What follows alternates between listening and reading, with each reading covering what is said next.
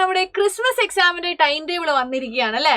Yes. അപ്പൊ നമ്മൾ expect ചെയ്ത പോലെ തന്നെ 15-ന് തന്നെയാണ് എക്സാം സ്റ്റാർട്ട് ചെയ്യുന്നത്.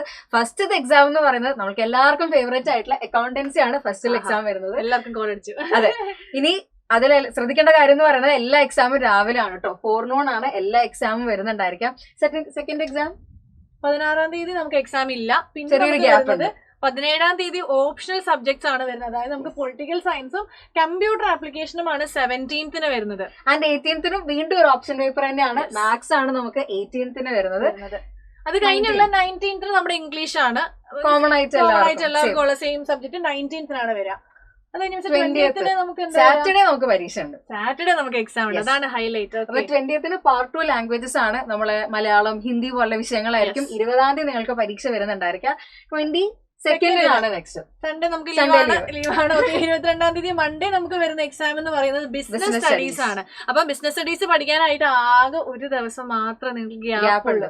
അതിനുശേഷം വരുന്ന ഏറ്റവും വലിയ കോമഡി എന്ന് പറയുന്നത് എക്കണോമിക്സ് ആണ്. ബിസിനസ് സ്റ്റഡീസ് പഠിക്കാൻ സമയമുണ്ടോ? പക്ഷെ എക്കണോമിക്സ് പഠിക്കാൻ ഒരു ദിവസം ഗ്യാപ്പൊന്നുമില്ല. കണ്ടിന്യൂസ് ആയിട്ട് പോവാണ് 23rd. പിന്നെ നമ്മൾ ക്രിസ്മസ് വെക്കേഷൻ ഒക്കെ പോകുന്നു. വെക്കേഷൻ കഴിഞ്ഞ് വന്നിട്ടാണ് നമ്മളെ സ്റ്റാറ്റിസ്റ്റിക്സിന്റെ എക്സാം ഉണ്ടായിരിക്കുക. അത് 6-ാം തീയതി ആണ്. ഇഷ്ടംപോലെ സമയമുണ്ട്. ഒരുപാട് സമയം. ഒരു ചാപ്റ്റർ ഒരു ദിവസം പഠിച്ചാൽ തന്നെ മതിയാവും അല്ലേ? ഇരുന്ന് പഠിച്ചാൽ തന്നെ സെറ്റ് ആണ്. പക്ഷെ നമുക്ക് 12 ചാപ്റ്റർ കേട്ടോ. +2 ആണ്, ഓർക്കണം. നമുക്ക് 12 ചാപ്റ്റർ ഉണ്ട് സ്റ്റാറ്റിസ്റ്റിക്സ്. അപ്പൊ സ്റ്റാറ്റിസ്റ്റിക്സ് ആണ് ഏറ്റവും ലാസ്റ്റ് നമുക്ക് വരുന്ന എക്സാം എന്ന് പറയുന്നത് 6-ാം തീയതി. അപ്പൊ ഇങ്ങനെയാണ് നമ്മളെ ടൈം ടേബിൾ വന്നിട്ടുള്ളത്. അപ്പൊ എല്ലാരും പഠിച്ചു തുടങ്ങുക, കാര്യങ്ങളൊക്കെ സെറ്റ് ആക്കുക. ഇപ്പൊ തന്നെ ടൈം ടേബിൾ പ്രിപ്പയർ ചെയ്യാം.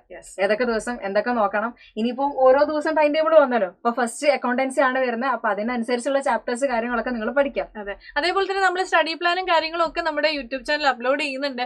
ആരും ടെൻഷൻ ആവണ്ട. ഇപ്പൊ ടൈം ടേബിൾ വന്നു, ഇനി ഞാൻ എന്ത് ചെയ്യും, അങ്ങനെ പാനിക് ആവാതെ. ഓക്കെ, ടൈം ടേബിൾ വന്നു, എനിക്ക് ഇത്ര ദിവസം ബാക്കിയുണ്ട്. പക്ഷെ എത്ര ദിവസം ബാക്കിയുണ്ടാവും? നമുക്കൊരു 30 ദിവസം, 29 ഡേയ്സ് നമുക്ക് ബാക്കിയുണ്ടാവും. അപ്പൊ അത്രയും ഡേയ്സ് നിങ്ങൾ എന്ത് ചെയ്യാം, മാക്സിമം യൂട്ടിലൈസ് ചെയ്യാനായിട്ട് ശ്രമിക്കാം. അപ്പൊ മക്കളെ സ്റ്റാറ്റിസ്റ്റിക്സിന് കുറച്ച് കഴിഞ്ഞ് പഠിച്ചാലും കുഴപ്പമില്ല. ഒരു വെക്കേഷൻ മൊത്തം നമ്മളുടെ കയ്യിലുണ്ട്. അപ്പൊ ബാക്കി വിഷയങ്ങൾക്ക് ഇമ്പോർട്ടൻസ് പഠിച്ച് തുടങ്ങാം.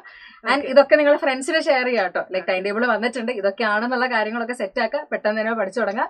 അപ്പൊ എല്ലാവർക്കും ഓൾ ദി ബെസ്റ്റ്.